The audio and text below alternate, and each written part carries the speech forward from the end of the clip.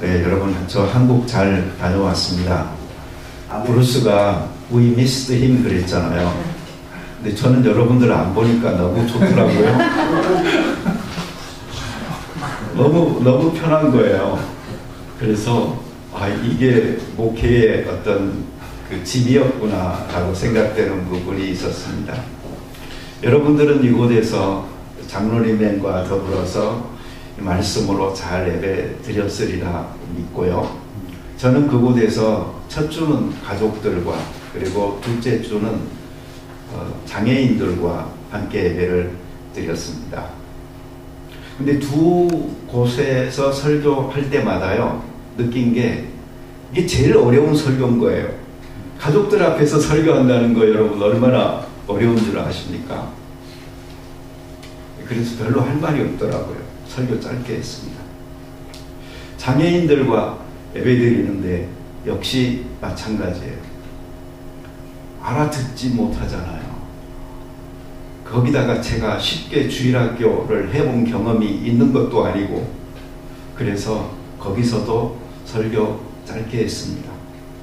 그래서 그 짧게 한 설교를 오늘 다 한번 길게 해볼까 생각했는데 점심이 또 특별하잖아요. 그래서 또 길게 못할 것 같아요. 그래서 짧게 하겠습니다. 저는 영어에서요, 처음에 We miss you 또는 missing you 할 때 그 말들을 그냥 오랜만에 보니까 반가워서 하는 말인 줄 알았거든요. 근데 그 말 속에는 보고 싶었다, 그리움이 있는 거예요. 네, 그런 그리움을 갖고 여러분들이 We missed him 그런 줄 압니다. 근데 저는 시원했다니까요.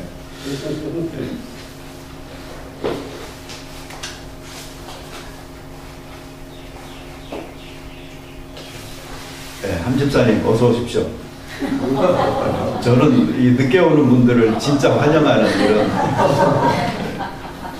그래서 가끔 크리스가 예배 시간에 오잖아요. 그럼 엄청난 환영을 받습니다. 왜냐하면 1년에 한 번 참석하기 어려운 예배인데 오시면 너무 반가운 거죠. 네.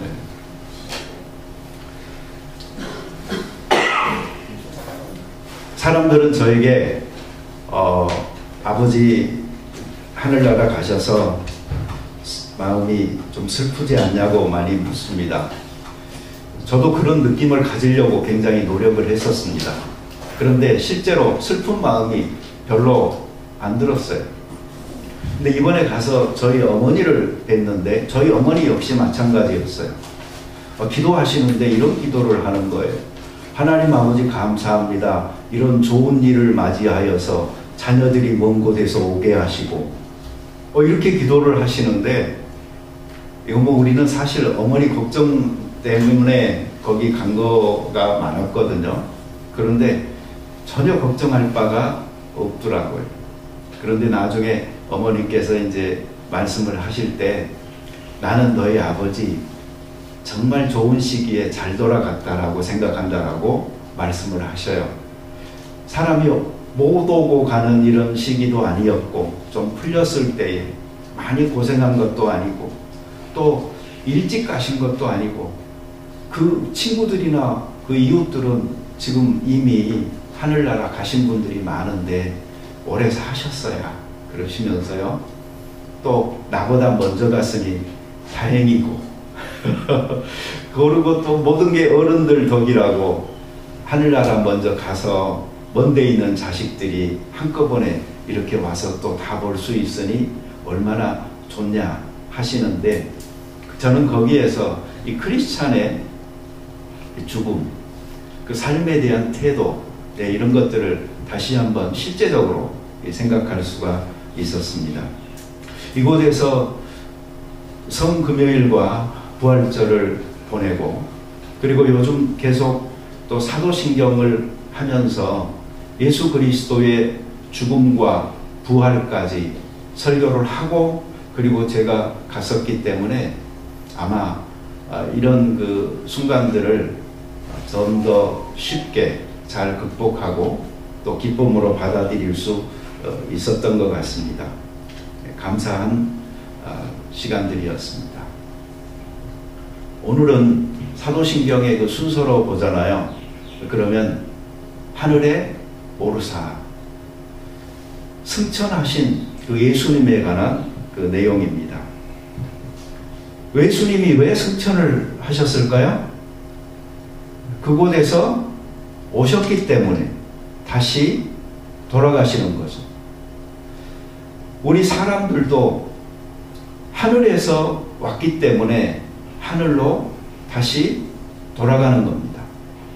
어떤 그 형태는 다르고 의미는 다를 수 있지만, 그러나 하늘로부터 시작되어져서 이 땅으로, 그리고 이 땅에서 다시 하늘로, 그래서 하늘이 열리고 땅이 받아들이고 서로 소통하면서 교제하는 이 귀한 그 메시지가 이 성경 속에는 가득 사랑으로 포장되어 우리에게 다가오고 있는 것입니다.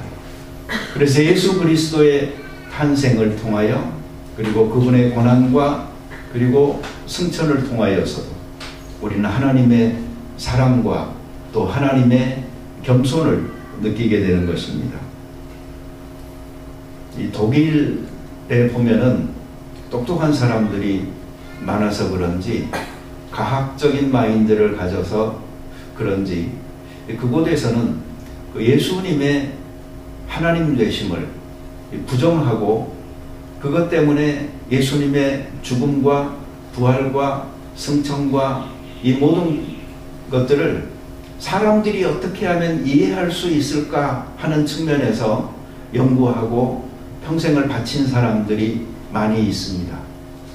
정말 불행한 겁니다.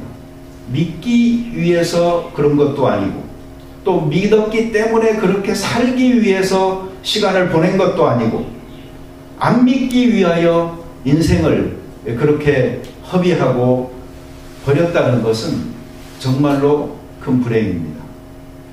정말 우리들 모두는 믿음을 하나님께 선물로 받았고, 그리고 이 믿음을 가진 자들로서 믿음을 갖고 살기 위하여서 우리의 생을 살아가고 있다는 것은, 그 초기 단계에서부터 믿음을 부정하기 위해 자기의 전 인생을 쏟아붓는 사람들과 얼마나 대조되고 있는지 모릅니다. 이번에 저기 한 교수님 가서 잘 만나 뵀습니다. 여러분들이 상상하기 어려운 맛있는 것으로 제가 잘 먹었고 대접도 잘 받았습니다. 이제는 은퇴하셔서 시간적 여유가 좀 많으시고 월요일날 하루만 그 강의를 대학원 나가신다고 그러셔요. 그런데 은퇴하시고서도 책을 한 권 이만큼 두꺼운 걸 또 내셔가지고 저를 주는데 제가 가존이라고 힘들었습니다. 집이 무거워가지고. 한 교수님이 독일에서 공부를 하셨잖아요. 그리고 사모님도 오랫동안 같이 가서 계셨고, 그래서 이 보수적인 그 교단에서는 사실 독일에서 공부한 사람들을 안 받아들이는 경향이 있거든요. 이 머리가 조금 이게 뭐죠? 깼다, 또는 그 세뇌되었다, 그래서 물들었다고 해서 안 받아들이는 경향이 있는데, 우리 한 교수님은 그곳에서도 공부하시면서 이 보수적인 신학으로 잘 지키셔서들을 많이 남기고 있는 것에 대해서 제가 놀랍고 그리고 감사를 드립니다. 이 부활을 믿지 않는 사람들은 어떻게 말할까요? 성경에 나타난 대로 예수님의 시신을 누가 도둑질해 갔다 라고 말을 하죠. 또 어떤 사람들은 어떤 이론을 또 만들어내는 거 아니? 예수님께서는 잠시 기절하셨다. 그러다 무덤에, 특히 그 신선한 돌 무덤에 갇히니까 그 차가운 공기에 의해서 제정신이 드셨고, 그리고 스스로 그 무덤을 헤치고 나오셨다. 이렇게 이야기하는 사람들도 있습니다. 예수님의 죽음에 대해서도 역시 그 마찬가지로 그들은 믿지 않으려고 하기 때문에 사람들이 이해할 수 있는 그러한 이론으로 자꾸 설명을 하려고 합니다. 예수님의 그 승천에 대해서도 마찬가지예요. 성경에서는 분명하게 예수님이 그 제자들 앞에서 보시는 데서 승천하셨다라고 기록하고 있는데, 그 사람들은 예수님께서 그 산 꼭대기로 오르시니까 거기에는 그 구름이 이렇게 덮여 있었고, 그래서 예수님께서는 구름 사이로 이렇게 들어가시는 것처럼 하면서 그 뒤편산으로 내려가셨다. 그래서 제자들 보기에는 예수님께서는 하늘로 올라가신 것 같았다 라고까지 설명을 하면서요, 어떻게든 이 이해하기 어려운 책을 이해를 해보려고 최선의 노력을 아마 다 하는데, 불신을 위한 그러한 인생의 허비라고 생각합니다. 성경은 이 믿음의 사건들을, 이것들은 하나님께서 하늘로부터 우리에게 내려온 축복을 받아들이는 것을 통하여, 그리고 하늘의 하나님께서 그 마음의 문들을 열어주시는 것을 통하여 가능하다라고 이야기합니다. 그래서 베드로가 주는 그리스도시요 살아계신 하나님의 아들입니다라고 고백했을 때, 그때 예수님께서 하신 말씀이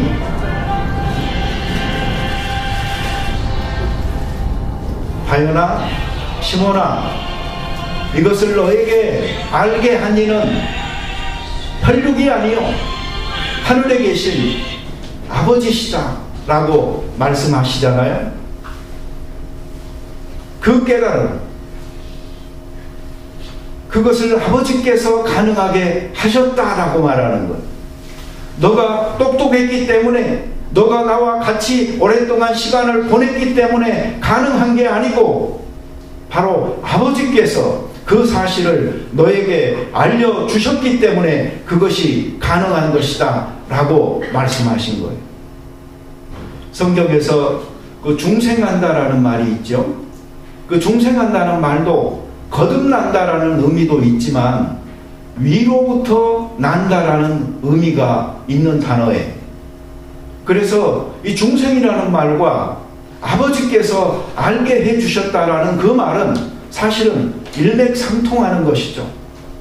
우리의 신앙은 땅에서부터 시작되어져서 하늘을 오르려고 하는 인간의 노력 때문에 가능한 것이 아니고, 바로 하늘의 문이 열리고 그 하늘로부터 은혜가 임하고 성령의 축복이 임하여서 사람들의 마음의 문을 열어 적기고 그들의 생각을 새로운 지평으로 이끌어 가시는 이 하나님이 계시기 때문에 가능한 일인 것입니다. 이런 축복 없는 분들은 이 세상을 단 한 번 살면 끝나는, 그래서 영원이라는 시간은 존재하지 않고 이 세상에서는 오직 내 늙음을 통해 내 육신이 허물어지는 그날 세상은 다 멸절되는 것처럼 생각하고 사는 사람들과는 전혀 다른 그 삶을 우리가 살아가고 있는 것입니다. 그렇게 올라가신 예수님께서는 오늘 여기 본문에 보면은 다시 오신다라고 말씀하고 계십니다. 하나님께서는 하늘에 그냥 계시고 끝나시는 분이 아니고 끊임없이 이 세상과 소통하기 원하시고, 그래서 오시고 가시고 또 오시는 이러한 분으로 우리 가운데 나타나고 있는 것입니다. 예수님의 그 재림은 어떤 사람들에게는 심판을 의미하는 무서운 재림이 될 것입니다. 그러나 믿는 자들에게는 상급을 의미하는 축복된 날이 될 것입니다. 그래서 그리스도인들은 바울처럼 사망아 너의 쏘는 것이 어디 있느냐, 사망아 너의 이기는 것이 어디 있느냐라면서 죽음을 비웃는 사람이 될 뿐만 아니고 최후의 날이라고 일컬어지는 그 재림의 날까지도 축복으로 받아들이고 기다리고 사모하는 사람들이 되어지는 것이죠. 우리는 이 축복을 누리고 살아가는 사람들이니 얼마나 감사한 일입니까? 아까 브루스가 선택하여서 우리 같이 부른 곡 중에 성령이여 강림하사라는 곡이 있었죠. 근데 후렴 부분에 보면 예수여 비오니 애통하며 회개, 그 다음에 뭐죠? 한 마음이죠. 충만하게 하소서. 회개할 마음이가 아니고 회개한 마음. 어떤 사람은 회개를 안 해요. 그리고 계속 미래 시제로 놔둬요. 회개할 사람인 나예요. 그러나 아직은 안 해요. 아직은 안 했어요. 그러나 많은 그리스도인들 회개합니다. 그리고 회개한 심령으로 그 성령의 채움을 경험하는 것입니다. 예수님께서는 예루살렘을 떠나지 말고 기다리라. 성령으로 내가 너희에게 약속했던 것, 아버지께서 보내주실 것, 그 성령으로 너희가 충만하게 되리라 라고 이야기하시는데,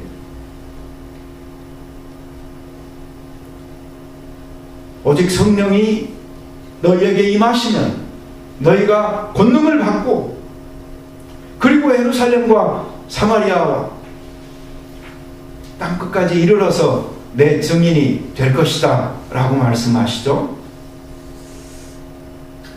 한번 정리해 보십시다. 여러분 회개하셨나요? 아니면 회개하실 겁니까? 제가 떠나기 전에 했던 설교 중에서 예수님께서 제자들의 발을 씻기실 때에 베드로 앞에 오셨을 때 베드로가 내 발 못 씻깁니다. 적어도 양심이 있었어요. 근데 예수님께서 너 그러면 나와 상관없다 하니까 너무나 그 솔직한 어떤 그 충직함이죠. 그것으로요. 그러면 내 손과 발뿐만 아니고 다 씻겨달라고 그러잖아요. 그러니까 예수님께서 내가 하는 일을 너가 지금은 알지 못하나 이후에는 알리라 그랬죠. 근데 그 이후라는 것이 단지 시간이 지나면, 자연적 시간이 흐르면 이라는 의미라기보다는 그것은 사건적인 시간이라고 말씀을 드렸고, 그리고 그 사건은 바로 예수 그리스도의 십자가의 죽음과 부활이라고 말씀을 드렸습니다. 그렇죠?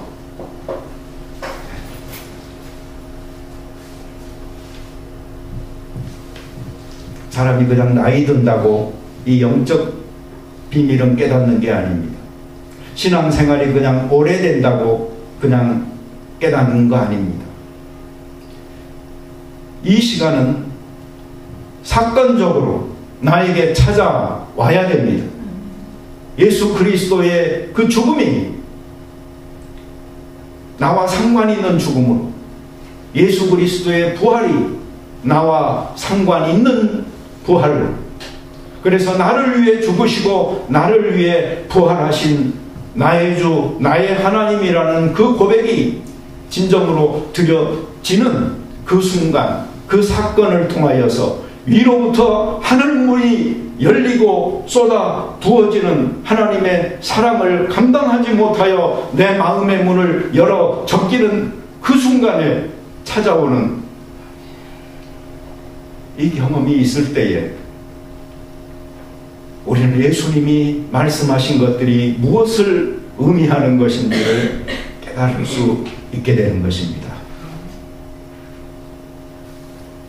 요건 제가 그때 말씀을 드렸던 거고요.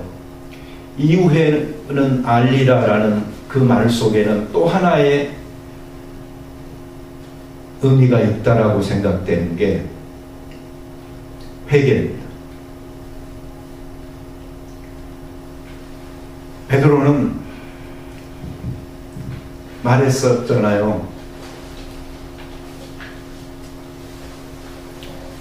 여기 있는 사람들이 다 예수님 버리고 떠나도 나는 아닙니다. 그만큼 예수님에 대한 우정으로, 그 친밀함으로 자기의 충성스러움을 고백한 베드로였지만 아직 베드로가 모르고 있는 게 있었어요. 그것은 잠시 후에 자기가 예수님을 부인하기도 하고 저주하기도 하면서 자기 목숨을 구하려고 노력할 것이라는 것을, 철저하게 실패하고 무너진 그 경험을 자기가 하게 될 것이라는 것을, 그것을 다 알고 계셨던 예수님께서는 너 그 경험해야 되는 거야.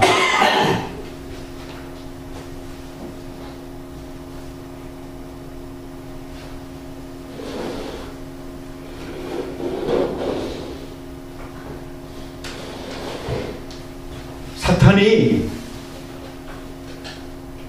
밀가부르듯 하려고 너를 청구하였으나 너 그 시험 견뎌내라. 그리고 돌이킨 후에 내 형제들을 굳게 하라.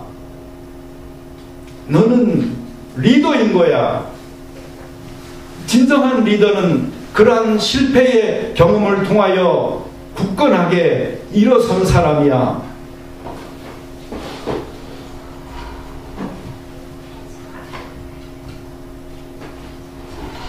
그래서 베드로에게 그 이후라는 것은 예수님의 십자가 죽음과 부활의 사건이었고, 그리고 베드로에게 그 이후라는 것은 자기의 철저한 실패, 무너짐, 그리고 회개를 통한 돌이킴, 이 사건이었던 것이죠.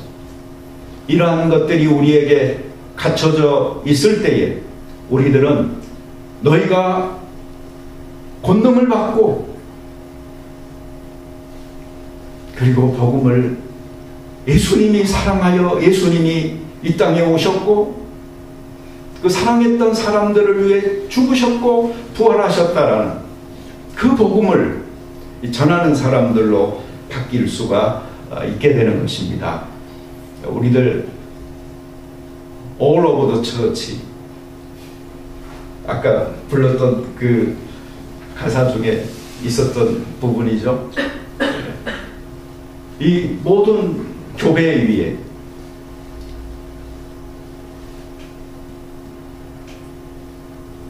예수님이 말씀하신 그 이후라는 그 사건들이 함께 경험되어지고, 그리고 함께 일어선 그런 교회가 되어지기를 바랍니다.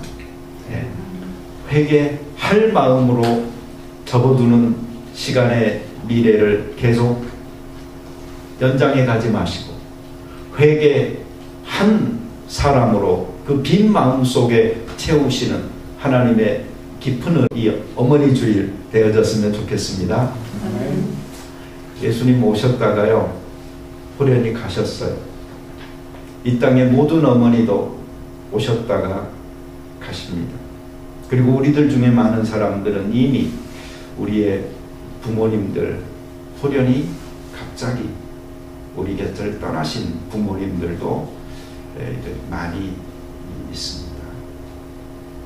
하늘로부터 오셔서 다시 가시고, 그리고 다시 오실 그 예수님, 하늘과 땅의 길은 막혀 있는 게 아니고 통하여 있는 것이고요, 우리는 위로부터 내리는 축복을 받으면서 이 땅의 삶을 살고, 그리고 이 땅의 삶을 살면서 하나님의 능력을 경험하고, 또 우리가 이 땅에서 살았던 그 모든 삶으로 하나님 앞에서 주의 재림을 기다리면서 그 최후의 날을 두려움 없이 상급의 날로 맞게 될 줄을 믿습니다. 같이 기도드리겠습니다. 자비로운 주님, 감사합니다. 우리들에게 홀로 이 땅을 살라고 하지 않으시고 보혜사 성령으로 가까이 찾아오셔서 힘주심을 감사합니다. 또 위로 주심을 감사합니다. 의미 주심을 감사합니다. 오늘 특별히 어머니 주일을 맞아 이 땅에서 가장 하나님의 사랑을 가까이 느껴볼 수 있도록 주신 귀한 어머니들을 통하여서 우리가 태어났고 격려받으면서 살아갈 수 있게 된 것을 감사하고 또 이러한 역할들을 우리가 희생적으로 감당하면서 살 수 있도록 해주신 것을 감사하면서 이 교회 공동체로서 우리들 가운데 드러나는 사랑의 소중함을 교회를 섬기는 여러 여종들을 통하여 느낄 수 있게 하심도 감사를 드립니다. 하나님의 사랑, 어머니의 사랑으로 가까이 체험하게 해주셨사옵나니 우리가 이 사랑을 느낄 수도 있도록 하시고 또 어머니처럼 희생적으로 베풀 수도 있도록 도와주심으로 이 어머니 주일이 단지 육신의 어머니들을 높이고 인정하고 위로하는 시간만이 아니고 하늘 아버지를 더욱 깊이 느끼고 감사하는 시간이 될 수 있게 도와 주시옵소서. 모든 말씀을 예수님의 이름으로 기도드립니다. 아멘.